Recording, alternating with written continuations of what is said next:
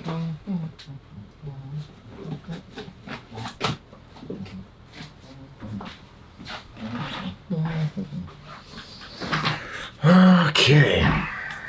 let's see what this video is about.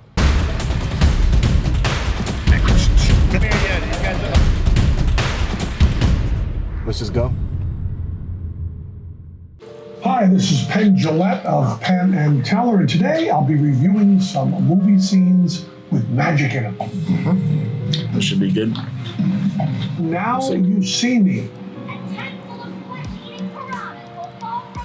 She's going to do an escape. She's being tied up with stuff from, I assume, Home Depot, and she's now going to escape from the. Now she's not doing an escape here. This is a movie. They reshoot this and everything. It's about magic. It's no more. She's no more doing magic than a police officer is actually arresting people during the movie. I believe, right. I remember this right. Piranha are going to drop in at the end and eat her. But piranha will not attack people like that. We did a whole thing on that with Teller in the tank of piranha, where we were very smugly saying that piranha wouldn't actually bite somebody, and then the piranha bit Teller, which that laugh his toe really badly and made me laugh really, really hard. Yeah, piranha won't really do that. Sadly, it'd be nice if they did. Oh, and she appears in the audience. Yeah, that's done. That's done all the time. Someone on stage vanishes, they appear in the audience. And the great thing is when you really do that for real, you just walk through the audience and they don't notice you. They're paying attention to the stage. We think everybody's going to be like pointing to you and yelling bullshit, but they don't. You just walk through, spotlight hits you, you're there. And the water tank, which is what they're doing a take on in this, is usually associated with Houdini. And it's very important that Houdini had a rule that he wouldn't do anything more dangerous than sitting in his living room. And that's not only an artistic decision, it's also a moral decision. And not just for myself, not self-preservation, it's also immoral to make the audience complicit in unnecessary human risk. The Prestige. Watch carefully. We'll watch very carefully. You will see no trickery. We will see trickery. No trickery is employed. Everything he's saying is a lie. Merely a technique familiar to certain citizens of the Orient and various holy men of the Himalayas. That's not true either. What you're about to see is considered safe.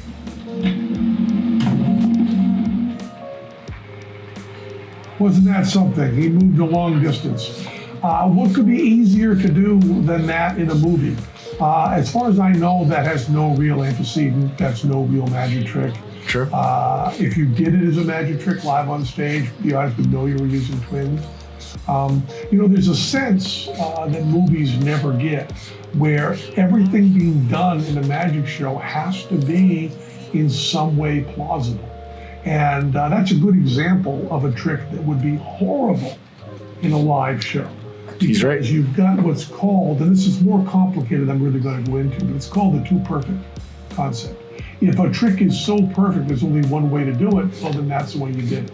And to move at that kind of distance and that kind of speed would have to be a identical twin. I'm not talking about Hugh Jackman or the overall movie, just that one trick, a little stupid. Ant-Man. Me too, Peanut. This week was nice week. Once I'm out of here, you and I are gonna go paint this town red. We'll have so much ice cream, we'll never stop puking.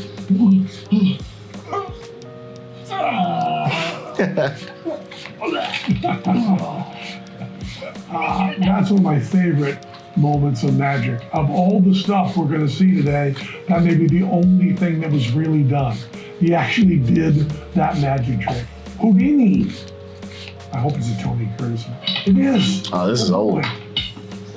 This is real old. They're putting locks being put in a metal outfit. This is a little like something Houdini did. This isn't that far off.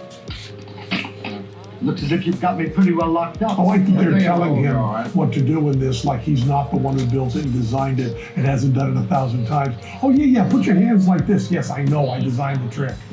Once you see locks in a magic show, you know they're bullshit, right? The locks belong to the magician. He's right. You can have any keys, rig it any way you want. Will you hold this in front of me? Oh yeah, surely. That's a little too hot. Oh, sorry. Like thumb cuffs almost, right? What he does there, the adjusting the curtain while you're doing escape, that is a standard gag that Houdini undoubtedly did. One of the things you do in escapes is you're one step ahead. While they're putting you in the next thing, you're already out of the thing before. So he would be out of this before they even put the curtain up, and then able to do stuff. Once again, he mentions there that that the guy built it, like it was a challenge that the person brought in. Houdini did a lot of that. Houdini did a lot of stuff where the local brewery would build a beer barrel and challenge Houdini to get out of it. Of course, Houdini had sent them that plans for that beforehand. So the guy might have actually, of course this is a movie, so it's not true, but in Houdini's case, he might have actually had the person make that apparatus, but they would have made it to his exact specifications. He would have escaped from it hundreds of times before that.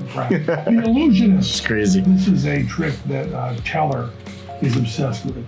𝗙𝗪 pitches this trick to us. I'm kind of obsessed with it too. All the time. He always wants us to do kind of wish I could do it. A trick where a seed is put in and a plant grows out of it. Man, 𝗙𝗪 loves this trick. I hate this trick. You'll never see this in a 𝗙𝗪 show as long as I'm alive. Now, I believe so funny. The magic consultant on this was Ricky J. And Ricky was one of the greatest minds that ever lived in magic, and a wonderful person.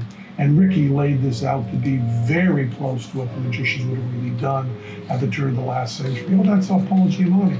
That's. You really could do this trick though. In the I'd movie, buy it. You see the dope. You always see the oranges get bigger. When you would see this in a stage show, become the cloth in between. So maybe if it looked like this and get in our show, it's not going to look like that. It's going to look like covering up a twig with a piece of cloth and sneaking in another plant while you're doing it. It sucks. Mission Impossible. Wow, this is amazing. They made Tom Cruise look tall. Oh, look at Tom. He's playing the part of a magician. Now, knowing how hard Tom Cruise works, he probably actually practiced that. It's a big thing that's supposed to be going up his sleeve. He made the disc disappear using sleight of hand. Now, if you're going to do that for real, he might have actually done it for real. He might have just taken on a few frames. You just throw that in what's called the top-it. It's a little thing built into your suit coat that's like a big pocket that you can just throw something in. And when he comes in like this, you could do that. I doubt he does. He literally just exposed the top-it. Because why bother? He's Tom Cruise. The incredible Burt Wonderstone. This is. He gave away a top-it. Oh my goodness.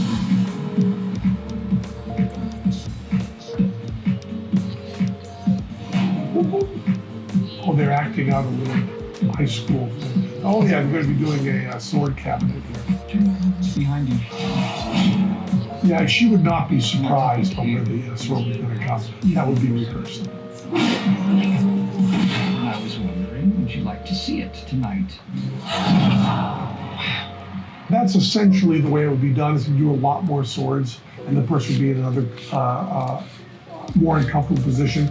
And also you'd probably have the cabinet built in a cheating way to give you more room to hide in it as the swords went through. And one thing that's very accurate about this is how casual they are. When you're doing these things, you do it so many times. You're very, very, very casual. This is Arrested Development. I know I love that show. But TV and movies have become the exact same. So good. Now this is the most realistic thing. I actually remember this episode. This is exactly how real magic is done. Oh, yes, well, let's get you in the box. Oh, yeah. Yeah, this is, there's no CGI here. Taking an old guy, sticking him in the box is done all the time. There's a panel just for the around her behind it. Don't make any noise, all right? He's gone. In this clip, he tells the gentleman what to do when he gets in the box, and that's called instant stooging. And it's interesting, but you can... I've heard 3 methods so far. Instant stooging, the top-it, and the switching of the orange jewel, which, that one's kind of a pass, but the top-it? And now instant stooge? Tell someone on stage to do something, and they just do it. There's hardly ever a question. We don't do much instant stooging because it's kind of not fun, because it's more fun to fool the person who's on stage as well. But that's a technique that's used. And the idea is that you give up fooling one person and fool the whole audience. But I've just found it more fulfilling I don't know. everybody to have the person on stage fooled too. So we have, I think without exception, It's crazy. The person on stage. Finally, the Magnificent Seven. You show us our money, Ferdy. Well, this is the new Magnificent Seven. Gotta turn that on. No tricks now. Yeah, you can't resist picking the card. See, this is just not true. They're trying to show this as you can't resist picking the card, but in actuality, getting someone to pick the card is almost impossible. Go to a party, fan on a deck of cards, they want to pick a card, everyone will say no. Let's go on. Commit the card to memory. Not true. Put the card back in the deck. Oh yeah. I like that they're using actually an antique kind of deck. That's nice. The shuffle and the cut. Oh, they got someone doing cardistry in the close-up. That's not the actor's hands. Are you card? That's a 3 of hearts. Playing cards. You didn't make it finish. Oh, that's nice. Is this your card? Now you see. He's performing under a lot of pressure. A lot of pressure. I think I'm better. Performing under a lot of Doing Saturday pressure. Night Live in the 80s, which is about as much pressure as we've been under, because you've got, whatever it is, 8 million people watching you, and it really is no kidding live. We did a bit that was really, really hard, which was a bit where we were upside down and the audience at home didn't know it, as we could do all these levitation and vanish things with the gravity being up there. So we're hanging upside down all day. We've been working on it for 6 weeks, all the time in rehearsal. And there was an incredibly hard movement where I had to, while I'm upside down, I had to do this juggling maneuver. Upside down, looking like I was right side up with gravity backwards. And really, really hard move. And in all the rehearsals, I never did it once right. And then on That's Saturday crazy. Night Live, with all the cameras rolling from 8 million people, was the only time I nailed it. So for my personality, you put a couple guns on me, I'm going to be the best performance all the time. Other people, That's funny. they just throw up. I hope I told you a little bit about how magic is done in movies and how movies talk about magic, and hope you've learned something. But remember, I lie. So that's weird. That's weird. First, the master class, which you had to pay for, and now in this free video on YouTube from Vanity Fair, Penn literally gives away the Instant Stooge and the Toppet. I don't know.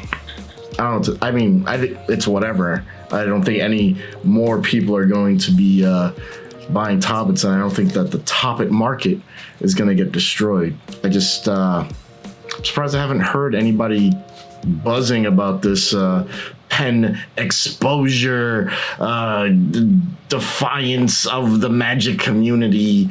Good job, Penn. That's all I have to say. Well, yeah, I'm done. If you enjoyed it, let me know. And all right, I wasn't really expecting to film a video, so whatever. Peace out, guys.